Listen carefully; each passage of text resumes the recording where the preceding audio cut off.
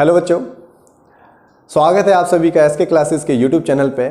बच्चों, वैसे कुछ बच्चे तो मुझको जानते होंगे और कुछ ऐसे भी बच्चे होंगे जो मुझको नहीं जानते होंगे। तो जो बच्चे मुझको नहीं जानते मैं उनको अपना थोड़ा सा इंट्रोडक्शन दे देता हूँ। मेरा नाम है ब्रजेंद्र सिंह और इस दिल्ली पुलिस के बैच में मैं आप लोगों को रीजनिंग पढ़ाऊंगा। ठीक है बच्चों, वैसे तो आपको बाकी टीचर भी थोड़ा बहुत ओवरव्यू दे चुके होंगे कि एग्जाम कैसा होगा, कौन कौन से सब्जेक्ट आएंगे, लेकिन थोड़ा सा मैं अपने बिहाफ पे अपने अकॉर्डिंग भी बता देता हूँ। ठीक है, तो मैं आपके 2 मिनट लूँगा। तो स्टार्ट करते हैं बच्चों। सबसे पहले जो आपका जो मेरा सब्जेक्ट है रीजनिंग, तो ध्यान रखना बच्चों, रीजनिंग के जो क्वेश्चंस आते हैं वो कितने आएंगे? 25 क्वेश्चंस। कितने क्वेश्चंस आएंगे बच्चों? 25 क्वेश्चन। और ये कितने नंबर के होंगे? ये 25 ही नंबर के होंगे, 25 मार्क्स। ओके, अब बच्चों ध्यान रखना, जो आपके एग्जाम में सबसे ज्यादा वेटेज है वो है जीएस का। ठीक है, तो जो आपका बच्चों ये क्या है? रीजनिंग। सबसे ज्यादा वेटेज है वो है जीएस का, या हम कह सकते हैं करंट अफेयर। तो जीएस और करंट अफेयर, ठीक है, इन दोनों को मिला के जो बच्चों आपके क्वेश्चंस आएंगे वो कितने आएंगे? 50 क्वेश्चंस। और कितने मार्क्स होंगे बच्चों? 50 मार्क्स। ओके, उसके बाद बच्चों यहां पे आपका जो अगला हमारा सब्जेक्ट है जिसका वेटेज है वो है मैथ्स, या कह सकते हो आप न्यूमेरिकल एबिलिटी। ठीक है, तो वैसे हम मैथ्स बोल देते हैं नॉर्मल लैंग्वेज में मैथ्स। इसके कितने क्वेश्चन आएंगे बच्चों? 15 क्वेश्चन। और ये कितने नंबर के होंगे? 15 ही नंबर के होंगे। उसके बच्चों बाद हमारा लास्ट सब्जेक्ट है कंप्यूटर।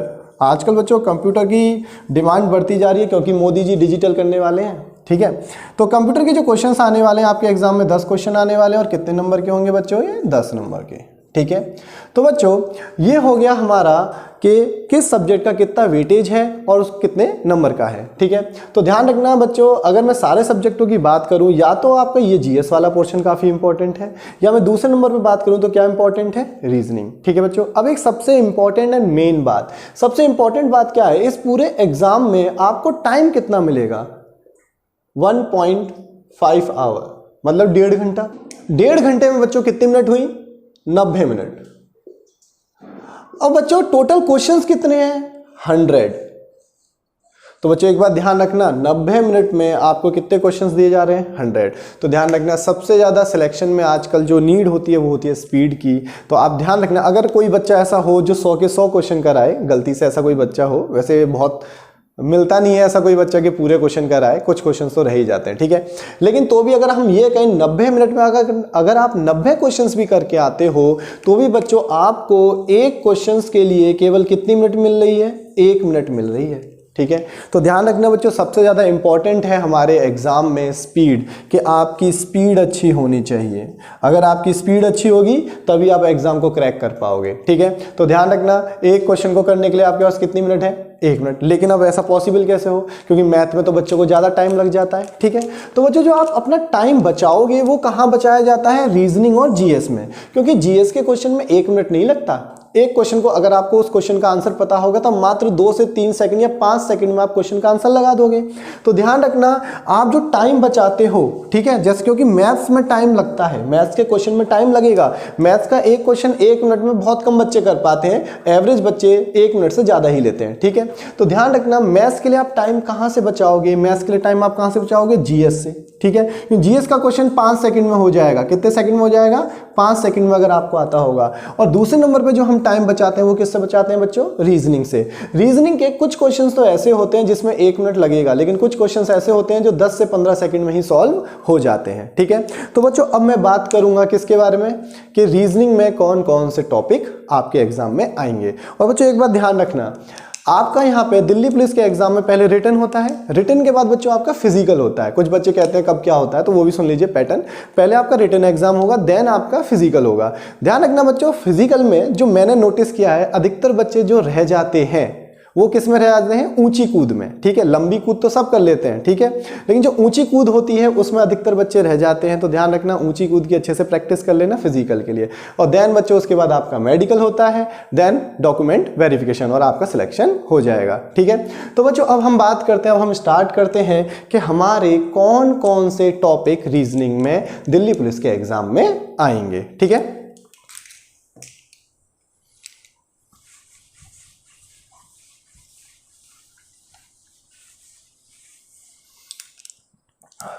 तो बच्चों अब बात करते हैं सिलेबस के बारे में। ठीक है, तो अगर मैं सिलेबस की बात करता हूं तो यहां पर हमारे टोटल नॉर्मली 25 चैप्टर आपके एग्जाम में आने वाले हैं। कितने चैप्टर हैं बच्चों? ठीक है, टोटल 25 चैप्टर आते हैं। अब ये कौन कौन से चैप्टर्स होते हैं, ठीक है, उनकी बात करते हैं।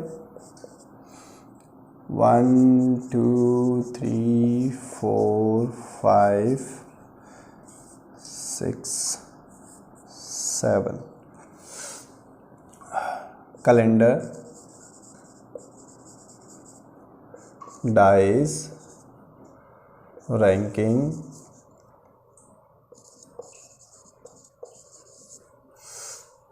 ब्लड रिलेशन,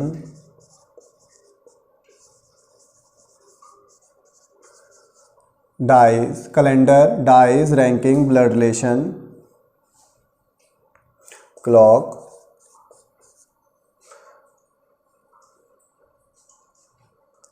सीटिंग अरेंजमेंट,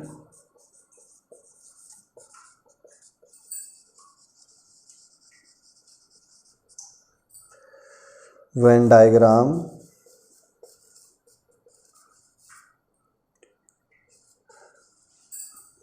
अब कुछ बच्चे यहाँ पे ये कहेंगे सर हिंदी में तो बता दो, तो भैया हिंदी में भी सुन लो। कैलेंडर को वैसे तो हिंदी में पंचांग बोलते हैं, लेकिन आपको बुक्स में कैलेंडर ही लिखा मिलेगा हिंदी में। डाइस को बोल देते हैं पासा। अच्छा बच्चों, एक बात ध्यान रखना, हमारा एक चैप्टर और होता है जिसका नाम है cube and cuboid. Cube and cuboid, पासा अलग होता है, डाइस चैप्टर अलग होता है, क्यूब एंड क्यूबॉइड अलग होता है, ठीक है। तो डाइस को बच्चों हिंदी में क्या बोलते हैं? पासा। रैंकिंग को क्या बोल देते हैं? क्रम व्यवस्था, ठीक है। या इसका एक और नाम है ऑर्डर सीक्वेंस। क्या बोलते हैं बच्चों इसको? ऑर्डर सीक्वेंस, ठीक है। ब्लड रिलेशन मतलब रक्त संबंध, क्लॉक घड़ी, सीटिंग अरेंजमेंट को बोलते हैं बच्चों बैठक व्यवस्था, वेन डायग्राम को हिंदी में बोलते हैं वैन आरेख, क्यूब एंड क्यूबॉइड को बोलते हैं घन एंड घनाभ, ठीक है, घन और घनाभ।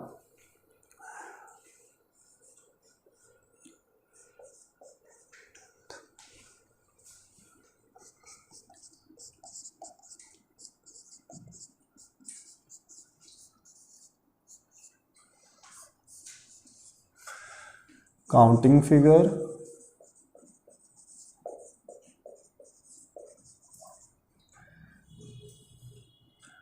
कोडिंग डिकोडिंग,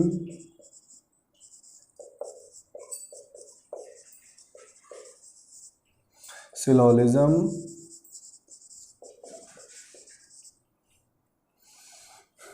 सीरीज,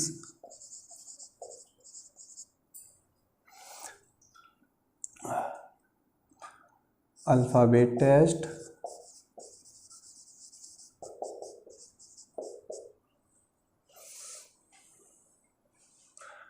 अब बच्चों काउंटिंग फिगर, ठीक है। काउंटिंग फिगर क्या होता है? जिसमें हमें चित्र गिनने होते हैं, कितने स्क्वायर हैं, ठीक है, कितने ट्राइंगल हैं, तो वो काउंटिंग फिगर। कोडिंग डिकोडिंग आपको पता ही है। सिलोलिज्म को बच्चों हिंदी में क्या बोल देते हैं? कुछ बच्चे इसको कथन निष्कर्ष भी बुला देते हैं, ठीक है। तो ध्यान रखना, वैसे कथन निष्कर्ष एक अलग चैप्टर होता है। सिलोलिज्म को हिंदी में बोलते हैं न्याय और निर्णय। सिलोलिज्म को हिंदी में क्या बोलते हैं? न्याय और निर्णय, ठीक है। सीरीज हिंदी में श्रृंखला। अल्फाबेट टेस्ट, ठीक है, ये ABCD से रिलेटेड कुछ क्वेश्चंस होते हैं। फिर बच्चों आपका आता है मैथमेटिकल ऑपरेशन। मैथमेटिकल ऑपरेशंस, अब मैथमेटिकल ऑपरेशंस को कुछ बुक्स में दे देते हैं अरिथमेटिकल ऑपरेशंस, ठीक है। मैथमेटिकल ऑपरेशंस कह दो या अरिथमेटिकल ऑपरेशंस कह दो। इमेजेस, ठीक है, और आपका इमेजेस, और कौन सा चैप्टर रह गया? एनालॉजी। अब बच्चों ध्यान रखना, अल्फाबेट टेस्ट तो मैंने आपको बता दिया, ABCD से रिलेटेड क्वेश्चन होते हैं। मैथमेटिकल ऑपरेशंस में क्या होता है बच्चों? ये वो चैप्टर है जिसमें होता है ना, कुछ आपने क्वेश्चंस देखे होंगे, अगर प्लस की जगह माइनस ले लें, पहले आपको एक इक्वेशन दे देगा, ठीक है, फिर उसमें कहेगा प्लस की जगह माइनस ले लो, माइनस की जगह मल्टीप्लाई ले लो, डिवाइड की जगह प्लस ले लो, फिर उनको हमें सॉल्व करना होता है। तो वो किसके अंदर आते हैं बच्चों? मैथमेटिकल ऑपरेशंस के अंदर आते हैं, ठीक है। इमेजेस तो आप सबको पता ही है, चित्र से रिलेटेड क्वेश्चन आते हैं। एनालॉजी, एनालॉजी को बच्चों सिमिलरिटी भी बुलाते हैं। क्या बुलाते हैं? सिमिलरिटी। हिंदी में इसको क्या कहते हैं? समानताएं, या कहते हैं सदृश्यता, ठीक है। या तो इसको कहेंगे समानताएं या कहेंगे सदृश्यता, ठीक है। 17th odd one out. Odd one out को बच्चों हिंदी में कहते हैं विषम ज्ञात करो, या फिर आप कह सकते हो क्लासिफिकेशन। क्या कह सकते हो इसको? क्लासिफिकेशन, ठीक है। कुछ बुक में इसको ऑड वन आउट को क्लासिफिकेशन नाम से देते हैं, ठीक है। 18 मिसिंग नंबर, ठीक है। अब मिसिंग नंबर तो आप सबको पता होगा ना, मिसिंग नंबर क्या होता है, ठीक है। मिसिंग नंबर में क्या होता है, आपको एक फिगर देगा, उसमें नंबर्स लिखे होते हैं, एक जगह क्वेश्चन मार्क लगा होता है, ठीक है, उसी को क्या कहते हैं, मिसिंग नंबर, ठीक है। Number 19 puzzles. अब बच्चों पजल्स को हिंदी में कहते हैं छोटी छोटी पहेलियां आती है आपके यहाँ, ठीक है। नंबर 20। अब 20 में क्या है, 20 है बच्चों आपका इनइक्वलिटीज कह दो या इनइक्वलिटी कह दो, ठीक है। अब इसको तो जब मैं आपको क्वेश्चन करूंगा तभी समझाऊंगा। ये वह क्वेश्चन होते हैं जिसमें ग्रेटर देन लेस देन के सिंबल्स आते हैं, ठीक है बच्चों। तो बच्चों ये हो गए 20 चैप्टर। अब आप कहोगे सर कहा तो था आपने 25 चैप्टर, तो बच्चों ध्यान रखना अब ये 25 चैप्टर कैसे होंगे। देखो जैसे मैंने ये सीरीज लिखा, तो बच्चों सीरीज में दो प्रकार की सीरीज होती हैं, एक तो होती है बच्चों नंबर सीरीज और दूसरी कौन सी होती है, अल्फाबेट सीरीज, ठीक है। उसी प्रकार बच्चों जो मैंने इमेजेस लिखा है, तो इमेजेस के अंदर बच्चों आपका वाटर इमेज, मिरर इमेज, ये मैंने अलग से नहीं लिखे, ठीक है। तो ये चैप्टर के नाम मैंने अलग से नहीं लिखे, तो ये समझ लीजिएगा ये आपके इमेजेस के अंदर ही हैं सारे, जैसे वाटर इमेज, मिरर इमेज, ठीक है, paper cutting, paper folding, embedded figure, grouping of figure, तो ये सब आपके इसी के अंदर आएंगे, ठीक है। तो बच्चों एक चैप्टर और लिखते हैं हम 21, वो हो जाता है, वो आपके बहुत कम आते हैं, कभी कभार आते हैं, जैसे हम क्या देते हैं अजम्पशन एंड आर्गूमेंट, ठीक है।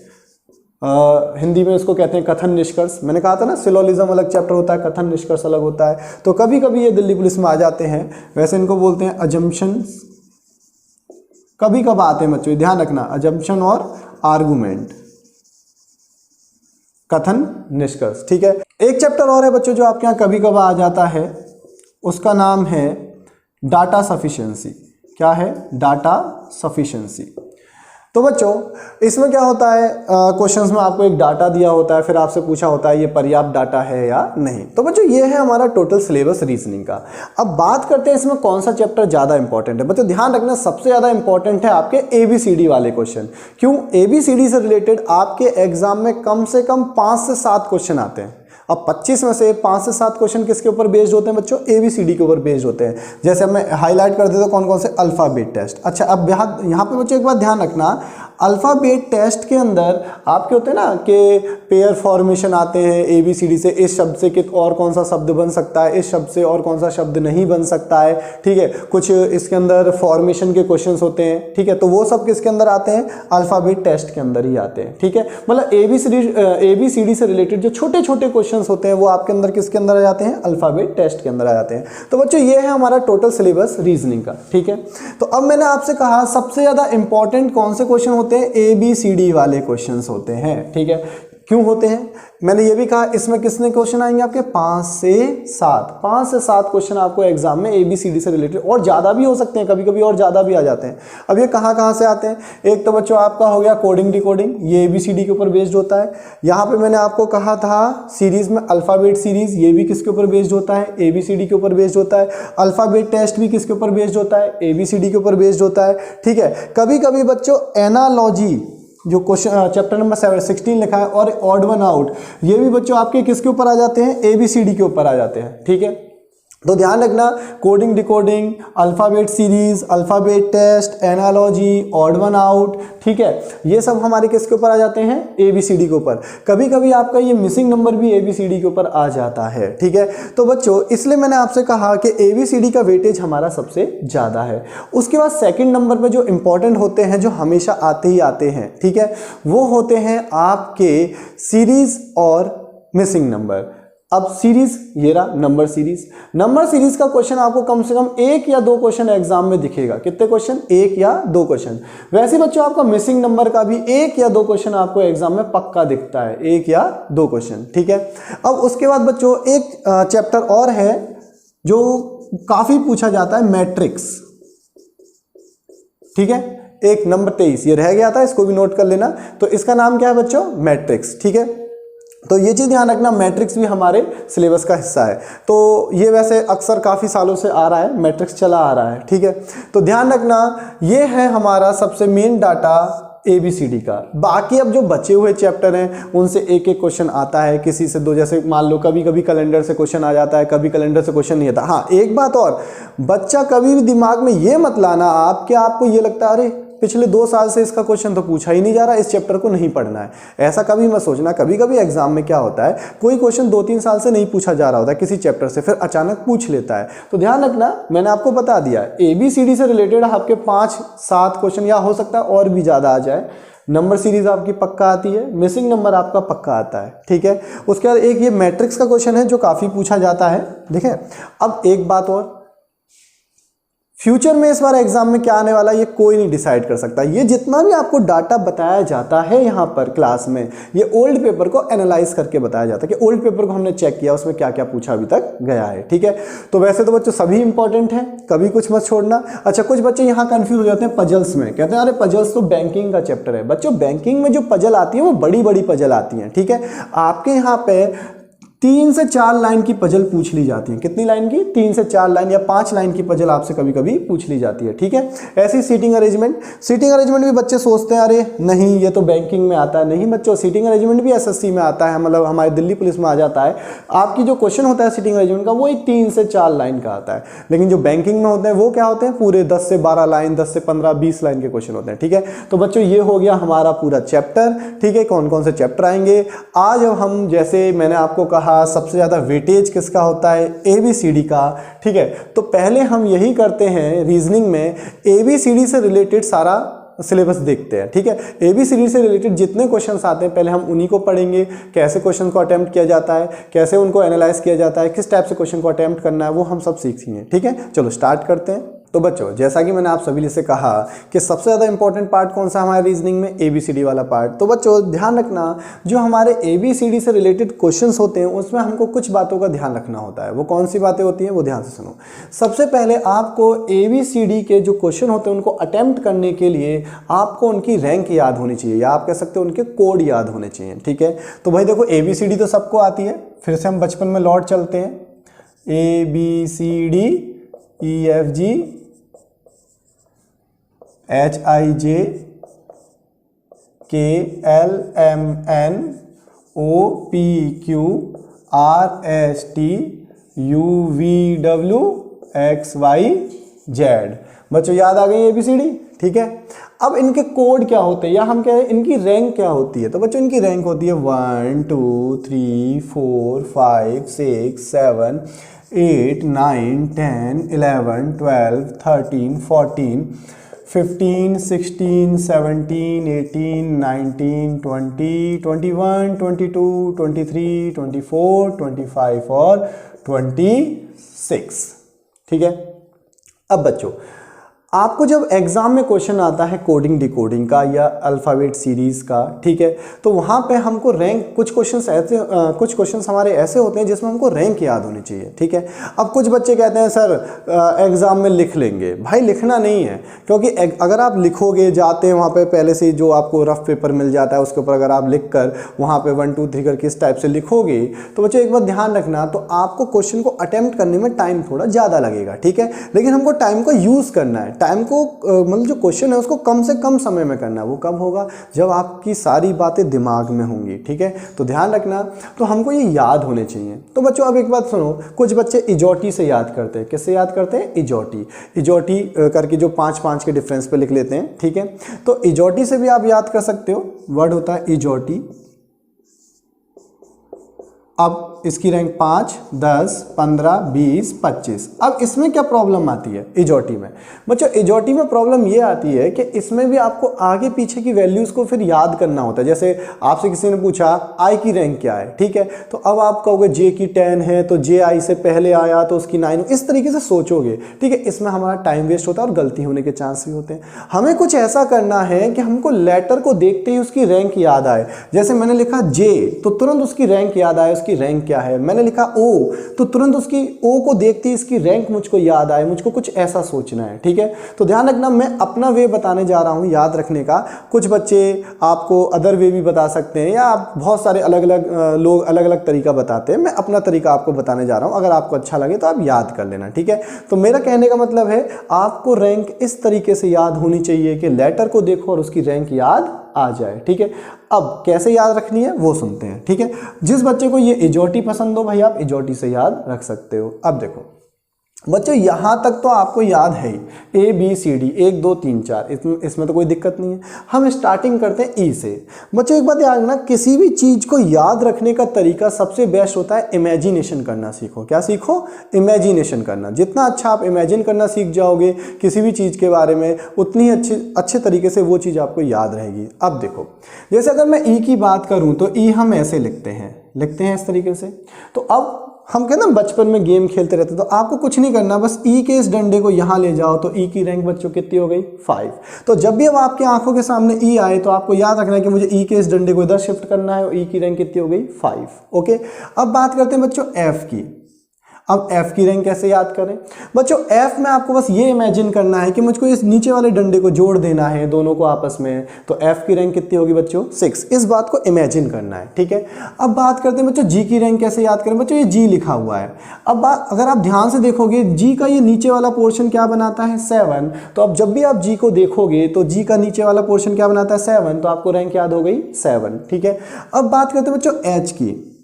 एच की रैंक कितनी है? तो इसमें आपको क्या इमेजिन करना है, एच के दोनों रास्तों को बंद कर दो, तो एच की रैंक कितनी होगी बच्चों? 8, ठीक है। देन अब हम आते हैं आई की रैंक कैसे याद करें। तो आई की रैंक याद करने का तरीका क्या है? आप एक इंग्लिश में सेंटेंस बहुत बोलते हो, आई नो। क्या बोलते हो बच्चों? आई नो। तो आई की रैंक कितनी हो गई? नो। तो जब भी अब आपको आई नजर आएगा तो आपके माइंड में क्या आएगा? I know.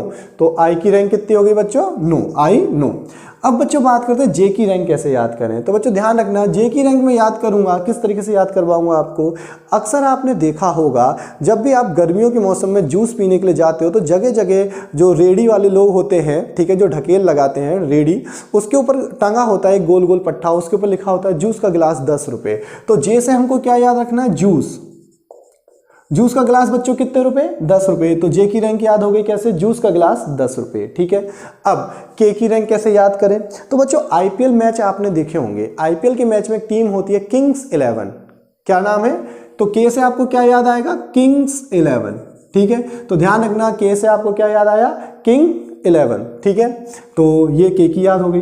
अब एल की रैंक कैसे याद करें? बच्चों ध्यान रखना, एल की रैंक याद करने का तरीका, जब हम छोटे बच्चे थे हमको लंच का बड़ा इंतजार रहता था, तो ध्यान रखना एल से लंच, और लंच कितने बजे होता है बच्चों? 12 बजे, ठीक है। तो एल फॉर लंच, एल से हमारे माइंड में क्या आएगा? लंच, और बचपन में लंच कितने बजे होता था? 12 बजे। देन उसके एम की रैंक कितनी है? 13। ये तो बच्चों को एक बार में हमेशा के लिए याद हो जाता, परमानेंटली याद। कैसे? जब किसी के मन में किसी के लिए फीलिंग्स होती तो वो क्या बोलेगा? मैं तेरा, ठीक है। अगर आपको किसी को प्रपोज करना है तो आप उसको जाके क्या बोल दो? मैं तेरा, ठीक है। अगर मुस्कुरा दे तो अच्छी बात, डांट दे तो कह देना कि एम की रैंक 13, मैं तेरा, ठीक है। तो बच्चों एम की रैंक कितनी हो गई? 13, मैं तेरा, ठीक है। एन की रैंक कैसे याद करें? बच्चों अब देखो ये एन लिखा हुआ है, एन, ये एन लिखा हुआ है, आप सबको नजर आ रहा है ये एन है। अगर एन को मैं रोमन नंबर में देखूं तो ये कितना है? 4। तो 4 से आपको कितना याद रहेगा? 14। या आप याद कर सकते हो एम एन, ठीक है, 13 14, ठीक है, ऐसे भी याद कर सकते हो। देखो एम की रैंक तो याद हो गई, मैं 13। अब एम के तुरंत बाद एन आता है, एम एन 13 14, या आप ऐसे याद कर सकते हो। एन को अगर मैं रोमन नंबर में देखूं, कौन से नंबर? रोमन नंबर, तो उसमें ये क्या नजर आ रहा है? 4, और 4 से क्या हो जाएगा? 14। अब बच्चों ओ का लिंक करूंगा मैं जूस के साथ। जब जूस का गिलास 10 रुपए था तो बच्चों ऑरेंज जूस थोड़ा सा तो महंगा होगा, तो ऑरेंज जूस, ओ से मुझे क्या याद आएगा? Orange juice. और ऑरेंज जूस कितने रुपए का हो गया बच्चों? 15 रुपए का। अब बच्चे कहेंगे कहाँ मिलता है? भाई ये हमारी दुकान है, ठीक है, पीना है पियो, तो सीखना है सीखो, ठीक है। तो ध्यान रखना इस चीज़ को। तो जूस का गिलास 10 रुपये, तो भाई ऑरेंज जूस थोड़ा सा महंगा होगा, तो ऑरेंज जूस 15 रुपये, ठीक है जी। अब बात करते हैं पी की रैंक कैसे याद करें। पी, अब बच्चों अगर आप पी को उल्टा कर दो तो क्या बन जाएगा? 6। तो 6 से कितनी हो गई? 16, ठीक है। तो पी को मैंने कुछ नहीं किया, पी को मैंने उल्टा कर दिया, तो पी को उल्टा किया तो क्या बन गया? 6। तो 6 से क्या बनता है? 16, ठीक है। अब क्यू की रैंक याद करें बच्चों, ये क्यू है। अब ये Q का नीचे वाला पोर्शन फिर से क्या बना रहा है 7, तो 7 से क्या हो जाएगी 17, ठीक है। अब R और S, अब R की रैंक हम याद करेंगे, इन दोनों की रैंक जो हम याद करेंगे वो साउंड के बेस पे याद करेंगे। किसके बेस पे बच्चों? साउंड। जैसे 18 रा, समझ रहे हो?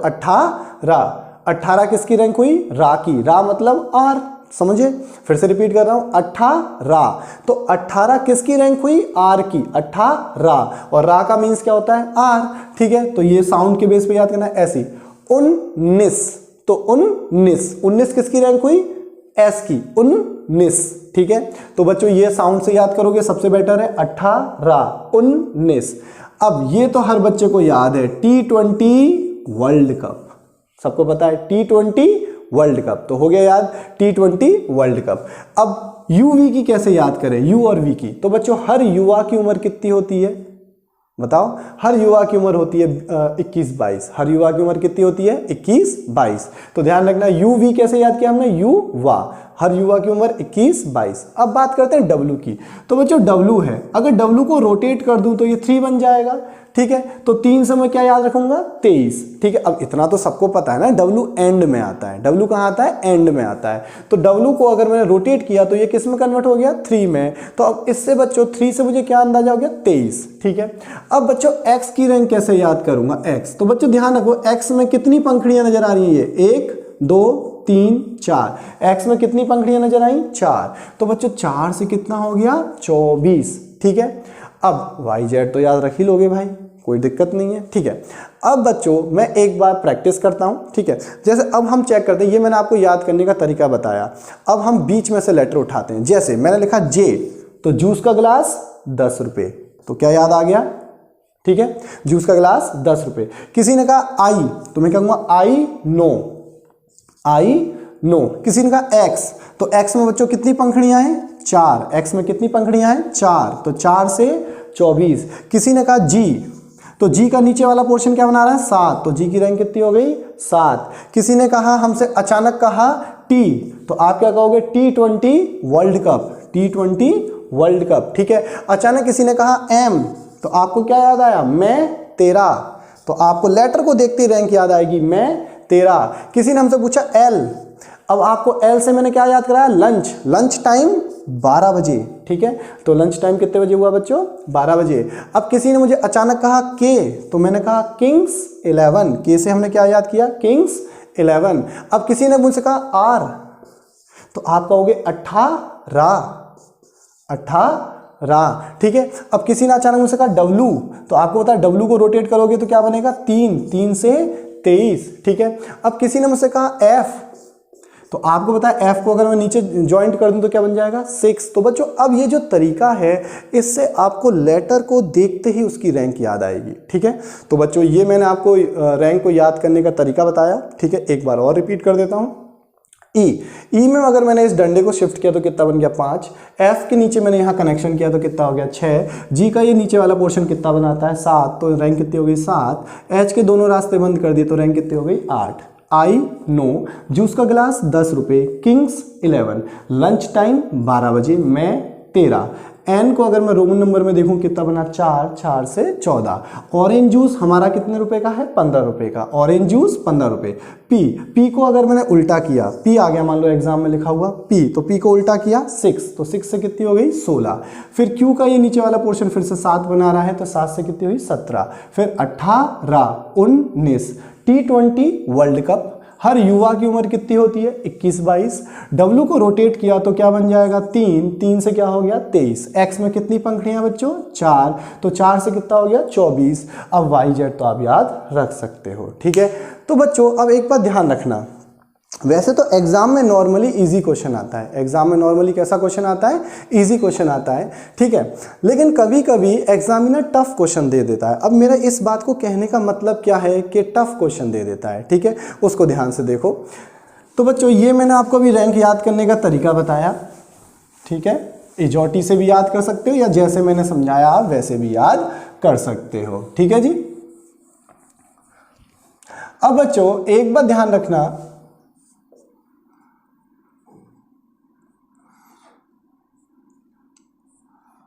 आपको क्या याद रखना है वो ध्यान से सुनो। ये जो अभी हमने रैंक लिखी है लेटर्स की, अक्षर की, जो ये हमने कोड लिखे हैं, ये लेटर की जो हमने रैंक लिखी है, इसको हम कहते हैं ओरिजिनल रैंक। कौन सी रैंक है बच्चों? ये ओरिजिनल रैंक। ठीक है, तो जब एग्जाम में नॉर्मल क्वेश्चन आता है, एक इजी क्वेश्चन आता है, ठीक है, नॉर्मली इजी क्वेश्चन, ठीक है, एक एवरेज क्वेश्चन आता है, इजी कह सकते हो या एवरेज क्वेश्चन कह सकते हो, ठीक है। तो जब इजी क्वेश्चन हो या एवरेज क्वेश्चन हो, तो एग्जामिनर जो कोडिंग डिकोडिंग में या अल्फ़ाबेट सीरीज में रैंक का यूज़ करता है, वो कौन सी रैंक होती है? Original rank. लेकिन इसकी एक रिवर्स रैंक भी होती है। कौन सी रैंक होती है? Reverse rank. अब रिवर्स रैंक क्या होती है? रिवर्स रैंक मतलब जो यहाँ से स्टार्ट हो, 1 2 3 4 5 6 7 8 9 10 11 12 13, ऐसे आप चलते जाओगे, 14 15 16 17 18 19 20 21 22 23 24 25 और 26। तो बच्चों अब जो ये रैंक मैंने लिखी है, ये कौन सी रैंक होती है बच्चों? Reverse rank. अब बच्चा कहेगा सर अब हमको रिवर्स रैंक भी याद करनी पड़ेगी? नहीं, अगर आपको ओरिजिनल रैंक याद है तो रिवर्स रैंक आपको याद नहीं करनी पड़ेगी। अब रिवर्स रैंक याद करने के दो तरीके हैं। पहला तरीका क्या होता है कि 27 में से अगर आप ओरिजिनल रैंक को सब्ट्रैक्ट कर दो, 27 में से अगर आप कौन सी रैंक को सब्ट्रैक्ट कर दो? ओरिजिनल रैंक को सब्ट्रैक्ट कर दो, तो आपकी कौन सी रैंक निकल के आ जाती है? Reverse rank.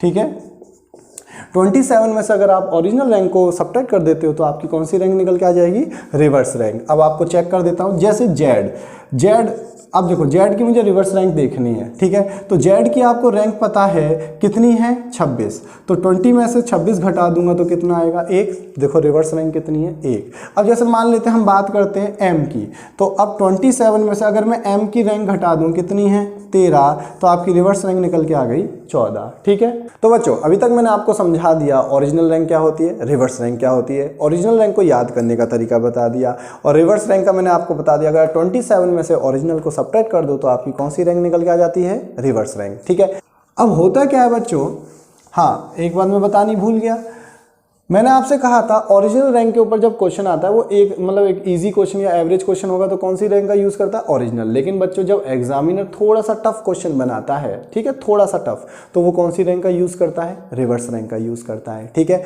तो अब इसमें एक चीज़ और होती है, उस तरीके से आपको रिवर्स रैंक भी याद हो जाएगी, और इसमें ABCD में एक चीज़ और है जो आपको याद होनी चाहिए, उसको हम कहते हैं बच्चों अपोजिट पेयर्स। क्या कहते हैं बच्चों? Opposite pairs.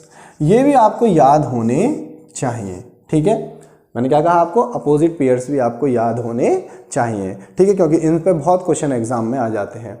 तो अपोजिट पेयर अब होते क्या हैं? अपोजिट पेयर बच्चों उनके बीच में बनता है, अपोजिट पेयर उन लेटर्स के बीच में बनता है जिनकी ओरिजिनल रैंक का सम 27 होता है। एक बार फिर से रिपीट करूंगा, अपोजिट पेयर किसके बीच में बनता है? अपोजिट पेयर उन लेटर्स के बीच में बनता है जिनकी रैंक का सम, जिनके कोड का सम कितना होता है? 27। whose original rank sum equal to 27। ठीक है, ठीक है, फिर से रिपीट कर देता हूं एक बार, उन अक्षरों के बीच में अपोजिट पेयर बनता है, विपरीत जोड़ा बनता है, जिनकी कोड का सम 27 होता है। अब ये कौन कौन से होते हैं वो भी देख लेते हैं। देखो ABCDEFGHIJKLM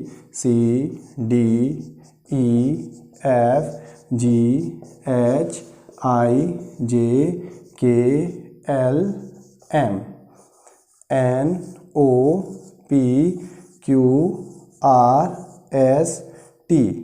UVWXYZ, ये अपोजिट पेयर है। ठीक है, अब आप रैंक लिख के देख सकते हो, जैसे मैं 13, एम की रैंक क्या है बच्चों? मैं 13।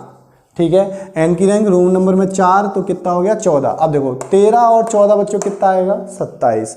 लंच टाइम 12 बजे, एल से हमने क्या याद किया था? लंच टाइम 12 बजे। ऑरेंज जूस 15 रुपए। ठीक है, के से किंग्स 11, पी को उल्टा किया 6 से 16। अब आप इनका सम कर सकते हो, 12 और 15 27, 11 और 16 27। अब बच्चों जूस का गिलास 10 रुपये, ये क्या बनाता है 7, तो कितना हुआ 17, तो 10 और 17 27। आई 9 18, सम करो 27, एच के दोनों रास्ते बंद कर दो तो रैंक कितनी हो गई 8, 19, सम करो 27।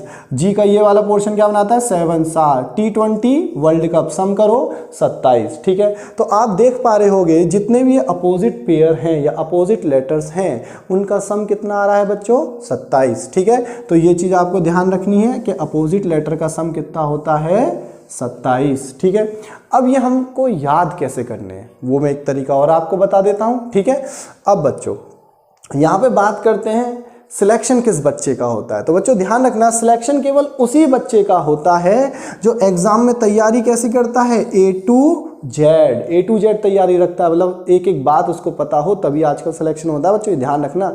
ठीक है, तुक्के तुक्के वाले जमाने जा चुके हैं। तो किस बच्चे का सिलेक्शन होगा एग्जाम में जिसकी तैयारी कैसी होगी A to Z। अब बच्चों A to Z तैयारी करने के लिए आपको कुछ बातों को क्या कहना पड़ेगा, बाय बाय, समझ गए। A to Z तैयारी आप तभी कर पाओगे जब आप अपनी कुछ गंदी आदतों को क्या कहोगे, बाय बाय। ठीक है, अब आप पढ़ने वाले बच्चे बन गए, आपने अपनी गंदी आदतों को बाय बाय कह दिया। अब आपको पढ़ते पढ़ते भूख लगी तो आपने क्या खाया, क्रैक्स, CX क्रैक्स। ठीक है, अब पढ़ के सो गए तो सुबह सुबह घर पे कौन आता है बच्चों, सुबह सुबह घर पे आता है दूध वाला। कौन आता है बच्चों, दूध वाला, मिल्कमैन। ठीक है, दूध वाला।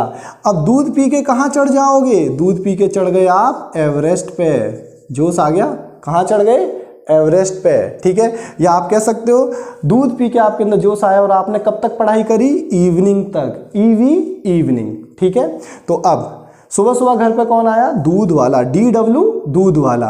अब दूध पी के कहाँ चढ़ गए, एवरेस्ट पे। तो एवरेस्ट पे जब आपको चढ़ गए तो आपको लगी ठोकर। अब ठोकर लगती है, लड़के लोग तो आजकल गालियां देते हैं, ठीक है, लड़कियां क्या बोलती हैं, आउच, उफ। ठीक है, तो अब एवरेस्ट पे चढ़ गए तो आपको ठोकर लगी और आप क्या बोले, उफ। क्या बोले, उफ। ठीक है, तो UF उफ। अब ठोकर लगने के बाद कहाँ आके गिरे, GT रोड पे। ठोकर लग के आप कहाँ आके गिरे, GT रोड पे। तो GT रोड। अब GT रोड पे आपको कौन मिला, हनी सिंह। GT रोड पे आपको कौन मिला, हनी सिंह। ठीक है, तो GT रोड पे आपको कौन मिला, हनी सिंह। अब हनी सिंह आपको कहाँ लेके गया, Indian railway, IR Indian railway. तो हनी सिंह बच्चों आपको कहाँ लेके गया, इंडियन रेलवे। इंडियन रेलवे में आपको कौन मिले, जेब कतरे, JQ जेब कतरे। ठीक है, तो JQ से आप क्या याद करोगे, जेब कतरे। अब जेब कतरों को कहाँ की सजा हुई बच्चों, काला पानी। कहाँ की सजा हुई बच्चों, काला पानी। अब जेल में जाके उनको प्यार हो गया, लव, LO लव।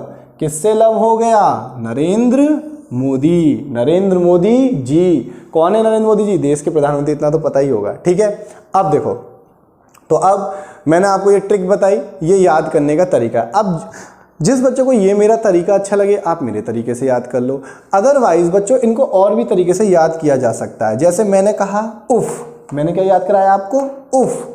आप इसको फन भी बोल सकते हो, क्या बोल सकते हो बच्चों, फन बोल सकते हो, फुल बोल सकते हो। ठीक है, ऐसी यहाँ पे मैंने एवरेस्ट लिखा, इवनिंग भी हो जाता है यहाँ पे। ठीक है, एवरेस्ट कर लो, इवनिंग कर लो, ईवा कर लो, ईवा।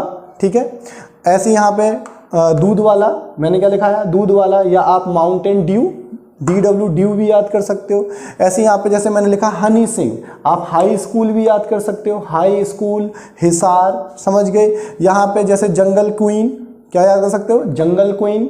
ठीक है, या फिर जेब कतरा, यहाँ पे काला पानी की जगह PK, क्या याद कर सकते हो, PK कुर्ता पजामा, PK भी याद कर सकते हो, कुर्ता पजामा भी याद कर सकते हो। लोल, इसको लव भी कर सकते हो, लोल भी कर सकते हो।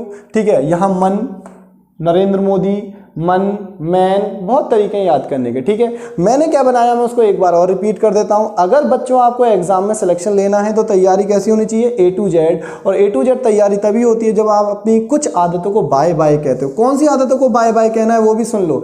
आप ये जज करो कि आप अपना टाइम वेस्ट कहाँ करते हो, जिस चीज़ का रिजल्ट जीरो हो, जिस चीज़ का बेनिफिट क्या हो, जीरो हो। तो आप अगर अपने आप से पूछोगे कि यार मैं अपना टाइम कहाँ वेस्ट करता हूँ जिसका कोई बेनिफिट नहीं है, तो आपको खुद पता चल जाएगा आप अपना टाइम कहाँ कहाँ खराब करते हो, और उसी टाइम को बचा के आपको एग्जाम की तैयारी करनी है। ठीक है, तो ध्यान रखना, एग्जाम में सिलेक्शन लेना है तो तैयारी A to Z तैयारी तभी होती है जब आप कुछ आदतों को क्या कहोगे, बाय बाय।